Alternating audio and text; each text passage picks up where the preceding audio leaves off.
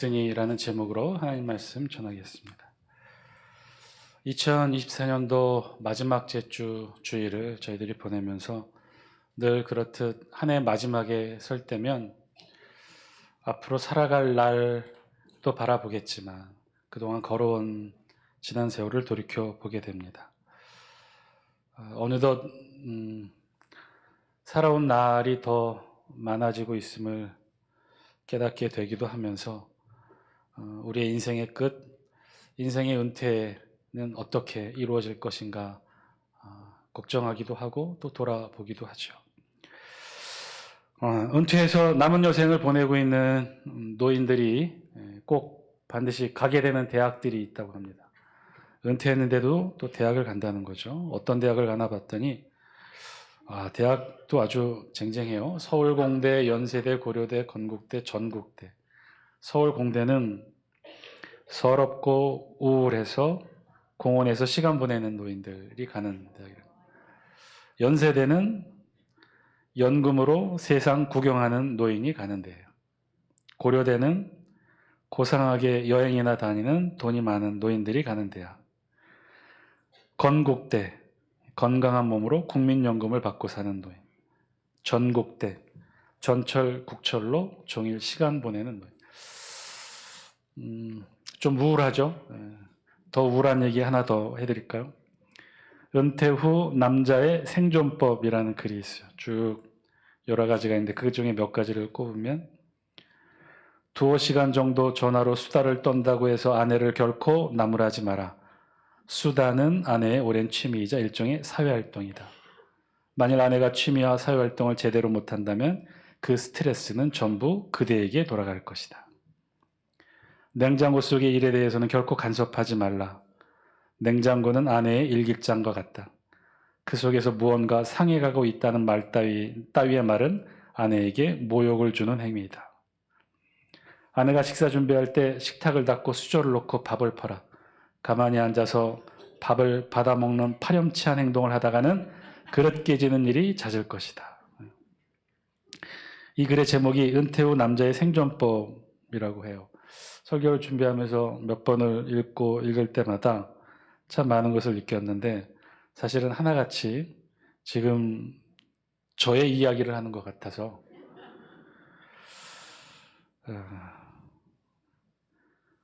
사실은 제가 집에서 하고 있지 못한 행동의 모습을 쭉 적어놓은 것 같아서 그래서 어떤 생각이 드냐면 그래도 다행인 것은 내가 아직 은퇴를 하지 않았기 때문에 아직은 괜찮지 않을까.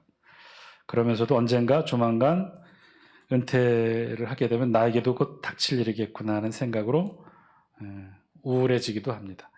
그런데 왜 이렇게 남자들의 삶만 이렇게 구질구질한 것일까요?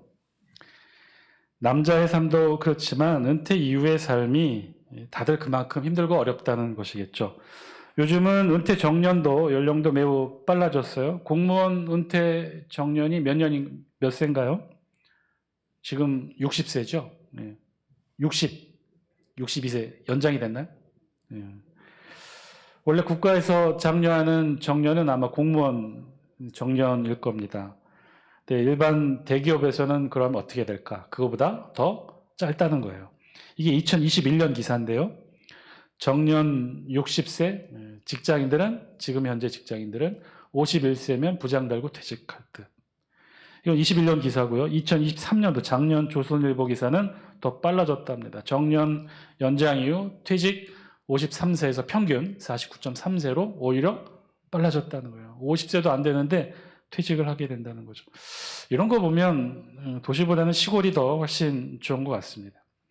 근데 이렇게 일찍 은퇴를 당하다 보니 보통 이른 은퇴 이후 뭘 하게 되냐면 자영업을 조금 있는 퇴직금을 가지고 자영업을 시작하게 되죠. 여러분 은퇴 후 시작하는 대한민국 대표 자영업 1위 업종이 뭘까요? 치킨이에요. 그럼 대기업 또는 중소기업 회사 은퇴 이후 치킨 자영업을 하면서 과연 잘할까? 평생을 직장생활만 하던 이들이 갑자기 은퇴 이후 자영업을 하게 되는데 잘할 수 있을까? 대기업 은퇴 이후 치킨 자영업을 하면서 어떤 사람이 이런 글을 남겼어요. 50세에 은퇴한 직장인이 깨달은 사실. 회사만 다니다가 자영업을 교만히 느끼는 10가지. 이 중에서 몇 가지를 말씀드리면, 두 번째, 회사 밖은 정말 정글이구나. 다섯 번째, 자영업으로 돈 버는 게 쉽지 않구나. 여섯 번째, 회사가 제일 스트레스를 안 받는 직업이구나. 여덟 번째, 주말에 쉬고 남들 놀 때 같이 노는 건 축복이구나. 열 번째, 자영업은 진짜 하면 안 되는구나. 자영업을 하면서 느낀 그 생각이라는 거죠. 참 다들 힘들고 어려운 시간들을 보내고 있는 것 같습니다. 은퇴란 이제 일을 그만하고 쉬는 것이고 남은 여생을 편안하게 보낼 수 있어서 좋아야 되는데 실제 우리의 삶을 돌이켜보면 그렇지가 않다는 것이죠. 그런데 이렇게 은퇴를 보내는 사람도 있지만 반면 다르게 은퇴의 남은 여생을 보내는 사람이 있어요. 폴란드 출신 알렉산더 도바라는 사람이 2021년 신문에 크게 보도가 됩니다. 월간 산이라는 잡지인데요. 4.15 기사인데 기사 제목이 특이하죠. 70대 단독 탐험가 도바 킬리만자로에서 사망. 74세의 나이로 아프리카 최고봉 킬리만자로 산에 올랐다가 정상에 도착한 직후 바로 의식을 잃고 깨어나지 못했다고 하는 거예요. 자, 그런데 이게 무슨 큰 일이라고 해외에서 큰 기사거리가 되고 우리나라에도 보도가 되었을까 싶은데 알고 보니 이분은 킬리만자로 산에 오르기 전에 이미 카약으로 대서양을 3번이나 무동력 단독 항해에 성공하신 분이라는 거예요. 그러면 이분의 직업이 이런 일을 하는 항해사거나 탐험가이냐? 아니에요. 이 사람 일평생 폴란드 화학회사에서 일평생 평범한 사원으로 일했던 사람이에요. 그러다가 2000년대 초반 60세에 회사를 은퇴하고 한적한 폴란드 다른 사람들처럼 평범하게 시골에서 보내다가 다음 사진 보여주실래요? 카약을 타며 노년을 보냈는데 카약이라고 하면 아주 조그만 배예요. 자신의 손으로만 저어서 갈 수 있는 조그만 배요. 그렇게 호수에서 카약 타며 여생을 보내는데 하루는 그런 생각을 했다는 거예요. 너무 심심한데 대서양이나 한번 건너볼까? 이 생각을 했다는 거예요. 정말로 이 노인은 이 생각을 실천합니다. 카약 타고 대서양을 건너게 되죠. 카약은 아주 조그만 배이고 동력이 따로 없이 손으로만 오직 저어서 가는 거예요. 그렇게 해서 시작한 첫 무동력 대서양 횡단 2010년 64세 나이로 지도에서 보듯이 아프리카 세네갈에서 브라질까지 길이가 무려 5,300km.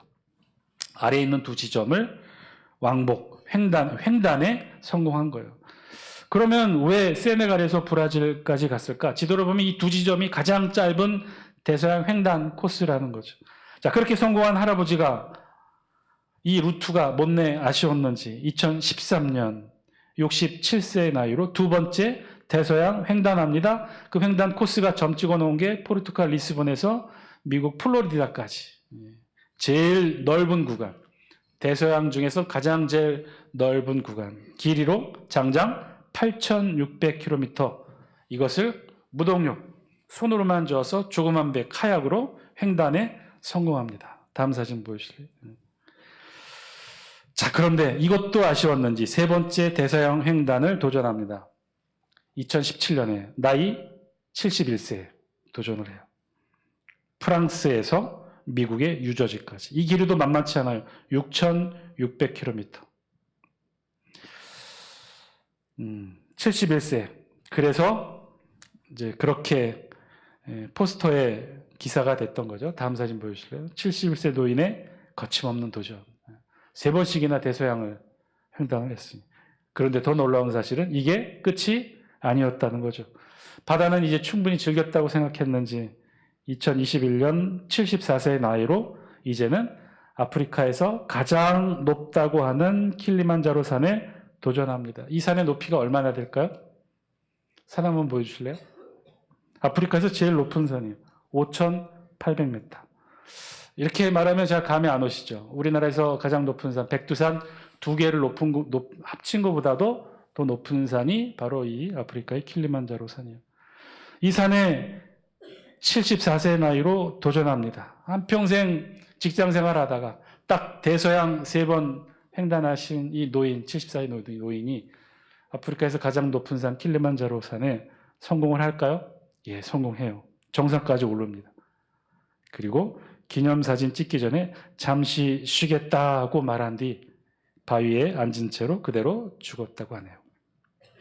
나중에 폴란드 정부에서는 이 사람을 기념하며 이 산 정상에, 킬리만자로 산 정상에 사망 장소에 동판, 기념 동판을 저렇게 설치했어요. 그 동판에 보시면 그림이 있죠. 그림이 뭐예요? 조그만 배 카약을 타고 횡단했던 이 노인의 모습을 그려놓은 거예요. 산 정상에 가면 아직도 저렇게 새겨져 있다고 합니다.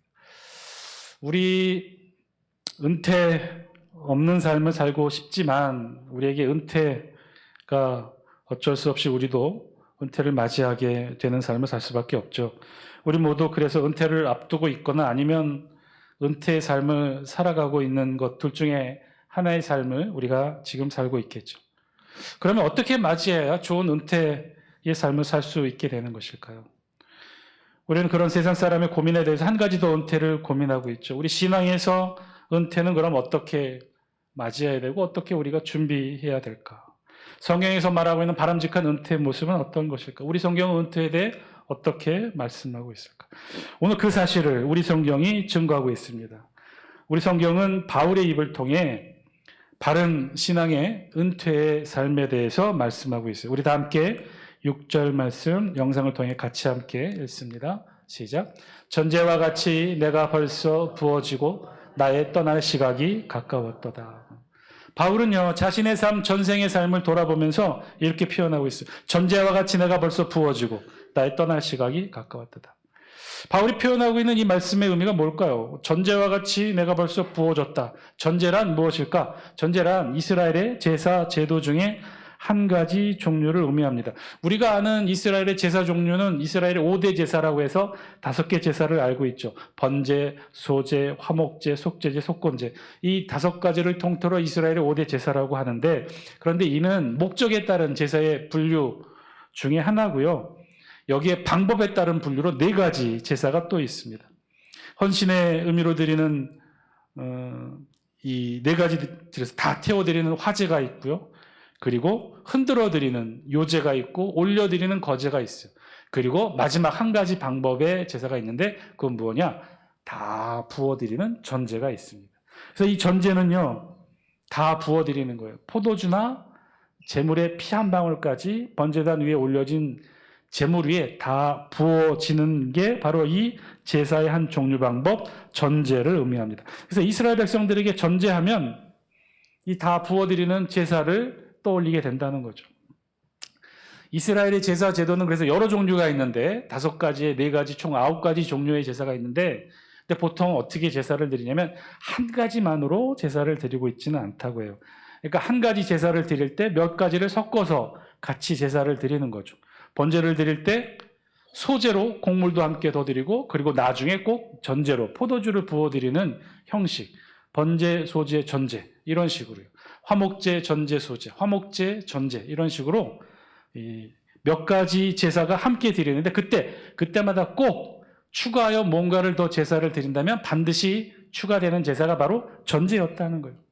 그래서 전제하면 모든 제사의 가장 마지막 순서에 포도주를 부어드리는 전제, 혹은 그 제물의 피 한 방울까지도 다 쏟아붓는 제사가 바로 이 전제 형식이었던 거예요. 그래서 이스라엘 백성들이 전제하면 이것을 떠올리는 거죠. 아, 제사의 마지막 순간에 포도주와 함께 피 한 방울까지 모든 것을 다 쏟아 부어드리는 제사, 그것이 전제였는데 오늘 본문에 바울은 자신의 전생의 삶을 돌아보며 뭐라고 지금 고백하고 있는 거예요? 우리 그 의미를 떠올리며 6절 말씀 다시 한번 읽습니다. 시작. 전제와 같이 내가 벌써 부어지고 나의 떠날 시각이 가까웠도다. 바울은 자신의 전생애를 돌아보며 이렇게 표현하고 있는 거예요. 전제와 같이 부어진 삶을 살았다는 거예요. 제사의 가장 마지막 순서, 제물 위에 부어지는 전제처럼 자신도 그렇게 다 쏟아붓는 삶을 살았다라고 고백하는 거죠. 모든 것 남김없이 다 부어지고 쏟아진 삶, 주님을 위해, 하나님의 말씀 사역을 위해, 자신에게 주어진 소명을 다하기 위해 다 쏟아 부어진 삶. 바울은 떠날 시각이 다 되었음을 느끼며 자신의 삶을 이와 같이 고백합니다. 전제와 같이 부어진 삶이라고 고백하는 거죠. 그러면서 바울은 이 구조를 통해 어떻게 삶을 살아야 바람직하고 아름다운 삶인지를 말하는 거죠. 어떻게 사는 것이 바람직한 삶일까? 어떻게 사는 것이 하나님이 기뻐하시는 모습일까? 바울은 오늘 말씀을 통해 그 해답을 우리에게 알려주고 있어요. 하나님이 기뻐하시는 우리 인생의 가장 아름다운 모습은 다 쏟아붓는 삶, 전제와 같이 하나님께 드려질 제물 위에 자신을 쏟아붓는 삶이라고 말씀합니다. 모으는 삶이 아닌 거죠. 움켜쥐는 삶이 아니에요. 쏟아붓는 삶이에요. 전제와 같이 주를 위해, 하나님을 위해, 교회를 위해 모두를 쏟아붓는 삶이 바로 이 삶이라는 거예요. 물론 쉽지는 않을 거예요. 모으고 움켜쥐는 것에 익숙한 우리에게 쏟아붓는 삶, 전제와 같이 부어지는 삶은 낯설고 어색합니다. 쉽지 않습니다. 사실 솔직히 무엇인가를 쏟아붓고 헌신하고 나누기에는 우리 자신이 너무 부족한 것도 사실이죠. 나도 갖지 못했는데, 나도 누리지 못했는데, 나도 풍족하지 못했는데 내가 어떻게 다 쏟아부을 수 있을까? 나눌 수가 있을까? 혹은 반대의 유혹도 우리를 힘들게 합니다. 나누기 위해서, 봉사하고 헌신하기 위해서 내가 더 많이 움켜쥐고 더 많이 모아야 나눌 수 있지 않을까? 더 많이 무언가가 있어야 누군가에게 베풀고 나눌 수 있지 않을까? 그러기 위해서는 지금 내가 헌신하고 나눌 때가 아니라 더 많이 모으고 움켜줘야 될 때가 아닐까? 이런 유혹들이 사실 우리에게 있는 것 또한 사실이죠. 그러면 바울은 이런 유혹이 없었을까요? 천만에요. 우리가 잘 아는 대로 바울이요, 똑똑한 사람이었어요. 가말리엘의 문화생이었다고 그래서 당대 최고의 학자로 알려진 가말리엘의 문화생. 이 표는 오늘날로 말하면 서울대 대학원을 졸업하고 박사과정까지 이수한 사람이란 뜻이에요. 그뿐이 아니었어요. 가정도 부유했어요. 태어날 때부터 로마 시민권을 가질 정도로 부유한 가정에서 자란 바울이었어요. 바울도 유혹이 있었을 거예요. 집안 배경도 경제적 능력도 있는 사람. 로마 시민권도 가지고 있었던 그가, 그런데 어떻게 6절처럼 자신의 삶을 전제와 같이 쏟아붓는 삶을 살았다고 고백할 수 있었을까? 바울은 이 세상의 유혹들을 어떻게 이겨냈을까? 그 비결은 무엇일까? 그것을 오늘 성경 8절은 이렇게 말씀합니다. 우리 영상을 통해 같이 함께 읽습니다. 시작. 이제 후로는 나를 위하여 의의 면류관이 예비되었으므로 주 곧 의로우신 재판장이 그날에 내게 주실 것이며 내게만 아니라 주의 나타나심을 사모하는 모든 자에게도니라. 바울은 알았던 거죠. 자신의 미래에 있게 될 하늘의 상급 의의 면류관이 있다는 사실을 바울은 누구보다도 잘 알았던 거예요. 그 의의 면류관은 주를 위해 헌신한 자들만이 누리게 될 의의 면류관이 분명히 예비되어 있음을 바울은 잘 알고 있었던 거죠. 하늘의 하나님이 주시는 거룩한 영광의 상급, 바울은 저 천국에서 받게 될 의의 면류관을 믿음의 눈으로 볼 수 있었기에 이 세상의 모든 유혹 다 떨쳐내고 하나님 앞에 자신의 삶 모두를 전제와 같이 부어드리는 삶을 살 수 있었던 거예요. 바울도 유혹이 있었을 거예요. 흔들릴 때도 있었을 거예요. 그러나 그럴 때마다 저 하늘에 자신을 위해 기다리고 있는 의의 면류관을 생각하며 이 유혹을 이겨낸 거죠. 그리고 오히려 자신을 기다리는 의의 면류관, 하늘의 상급을 생각하면 더욱더 이 세상에서의 자신의 삶을 쏟아부을 수 있다고 생각했어요. 더욱더 헌신하고 남은 한 방울 전부 모두 마저 다 쏟아 놓을 수 있었다고 생각했어요. 왜냐하면 그렇게 모두 다 쏟아 놓아야, 이 세상에서 우리의 삶 가운데 전부 모두 다 하나님 앞에 다 쏟아 놓아야 나중에 의의 면류관 하늘의 상급을 온전히 우리 가운데 채워낼 수 있기 때문이라고 생각했던 거죠. 이 세상의 것들로 잔뜩 움켜쥐고 있는데 어떻게 거기에 더 이상 하늘의 상급이 채워질 자리가 있겠습니까? 땅의 것들로 채워져 있는데 어떻게 하늘의 것들이 채워질 수 있겠어요? 바울은 알았던 거죠. 모든 것을 다 비워내듯 그렇게 깨끗이 땀 한 방울, 피 한 방울까지 모두 전제로 다 쏟아 부어 넣을 때 하늘의 신령한 상급, 의의 면류관으로 온전히 체험받을 수 있을 것이라는 생각을 했던 거예요. 그러면 다 쏟아 부으면, 이렇게 바울처럼 전제로 다 쏟아 부으면 의의 면류관을 받을 수 있는 것일까? 아니요, 여기에도 아주 중요한 한 가지 과정이 있다고 바울은 말합니다. 우리 다 함께 7절 말씀 영상을 통해 같이 함께 읽습니다. 시작. 나는 선한 싸움을 싸우고 나의 달려갈 길을 마치고 믿음을 지켰으니. 바울은 분명히 말하죠. 우리 모두가 소망하고 사모하는 저 천국의 의의 면류관은 전제와 같이 다 부어지고 그리고 거기에 더해서 어떻게 해요?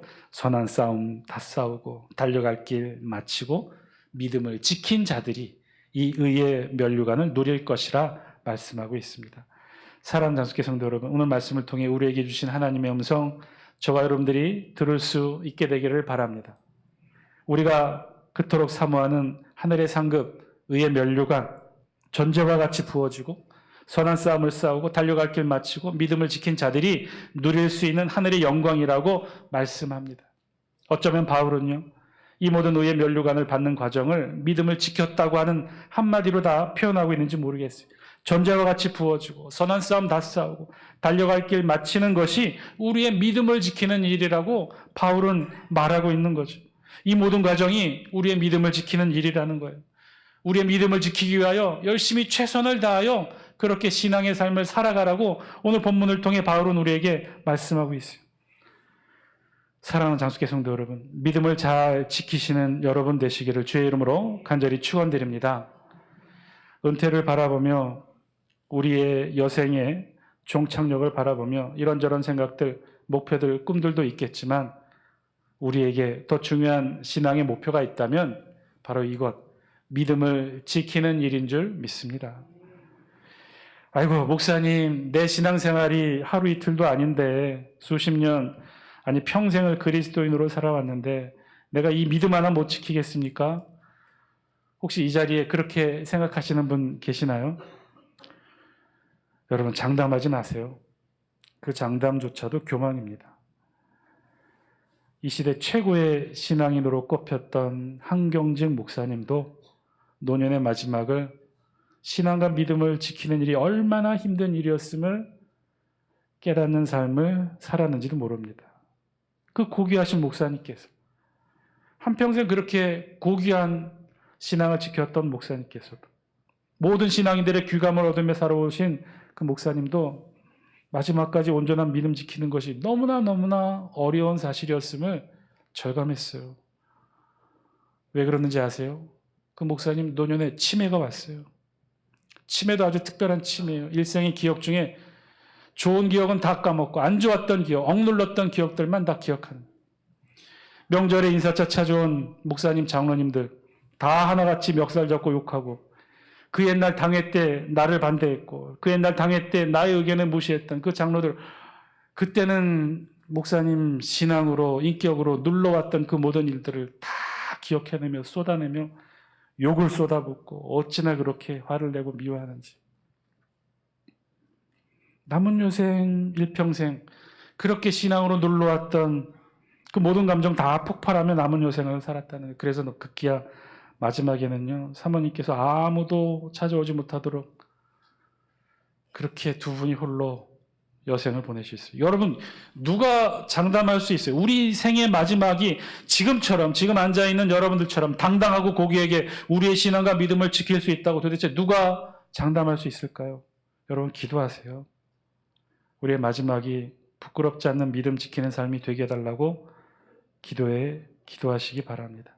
우리 노년의 삶이 온몸에 굳어져 구축이 오고 눈은 보이지 않고 기억은 사라지고 가족은커녕 자신의 이름도 기억하지 못한 채 노년을 보내는 일들이 여러분 어디 남의 일입니까? 기도하시기 바랍니다. 그리고 자세히 살펴보면요, 노년에 반드시 찾아오게 되는 이 건강의 문제만이 우리의 믿음을 지키는 일의 걸림돌은 아니에요.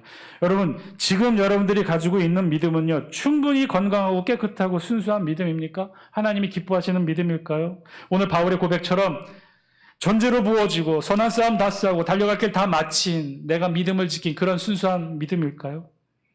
지금 우리의 신앙과 믿음, 처음 예수 그리스도를 만났을 때와 비교해서 지금도 충분히 순수하고 깨끗하고 거룩한 믿음인가요? 첫사랑의 감격에 눈물을 흘렸을 때 그 가문과 흥분이 아직도 여러분 그 믿음 가운데 남아 계신가요? 아니면 신앙의 삶을 살아오면서 이렇게 저렇게 부딪히고 얻어왔던 상처들로 덕지 나의 주장, 나의 고집, 나의 아집,